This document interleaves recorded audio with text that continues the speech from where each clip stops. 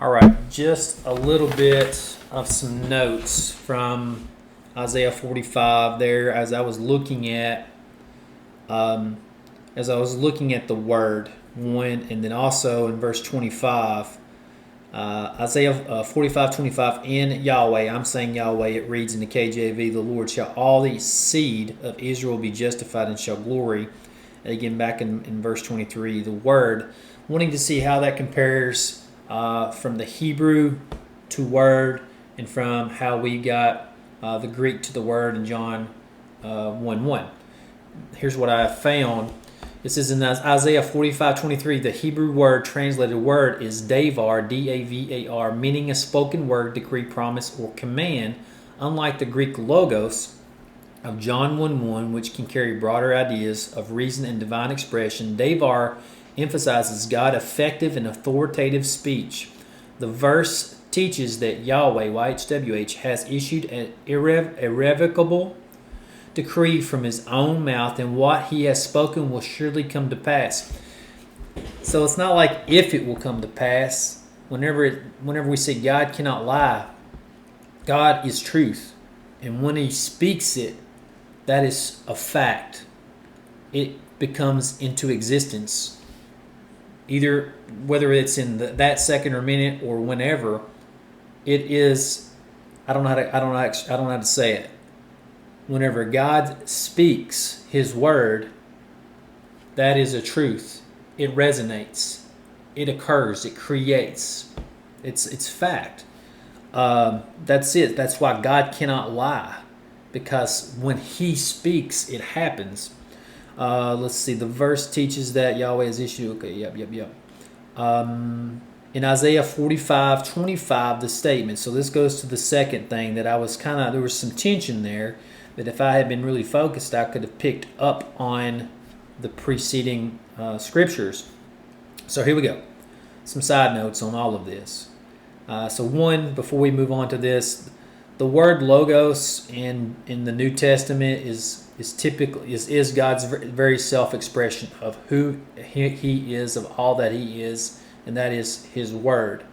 And here that word is a little bit different as a decree, and maybe we can find some similarities to logos into the old, but these are the distinctions for now. The second little bit extra study that we saw in Isaiah 45:25, the statement that all the seed of Israel shall be justified must be understood alongside Isaiah's repeating teaching. This is also in Isaiah, not just Paul in the New Testament, not just in Romans.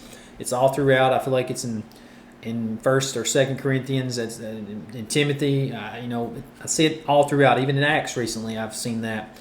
But it says that Isaiah's repeated teaching about faithful remnant, Paul's explanation in Romans 9-11, Paul does not contradict Isaiah. Rather, he explains that the promises belong to the true covenant people, the children of promise,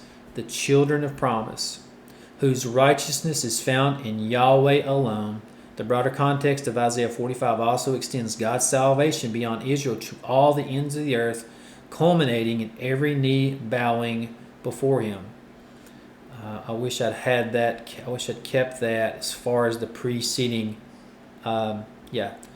Something important in the context of 22 through 25 is this. 25, we go, in Yahweh shall all the seed of Israel be justified. Bam, let's just hang on that. Let's make the argument. Then we get into dispensationalists and yada, yada, yada. It's all about faith. Nobody's going to convince me otherwise. I thought I stubbed my toe here, and I'm not trying to convince myself otherwise. It's about faith, period. So looking at the context, this does not contradict Paul. This is consistent from Isaiah to Romans and beyond and before or whatever. Isaiah 45:22, look unto me and be ye saved, all the ends of the earth. Verse 23, unto me every knee shall bow, every tongue shall swear. Verse 24, surely shall one say, in Yahweh have our righteousness and strength. And then verse 25, in Yahweh shall all the seed of Israel be justified. Salvation is offered to the nations, every knee bows to Yahweh, righteousness found only in Yahweh, Israel's seed justified in Yahweh. And so Paul actually quotes Isaiah 45:23 and Romans 14:11 and applies it applies it universally to all humanity. So rather than seeing a contradiction, Paul appears to be reading Isaiah as teaching that righteousness is found only in God. Israel's promises are fulfilled in God's true covenant people, and the nations are ultimately brought into salvation as well. Yeah. So, it's again just some side notes. That's been a hunt, a trail I've been on for a while, and to me it all seems very consistent. But there's just some side notes there, and just sharing. Hope it's not a waste of your time. I think it's useful, and maybe it reveals something later on in another place. So we'll pick up later. Talk to you boys soon. Bye.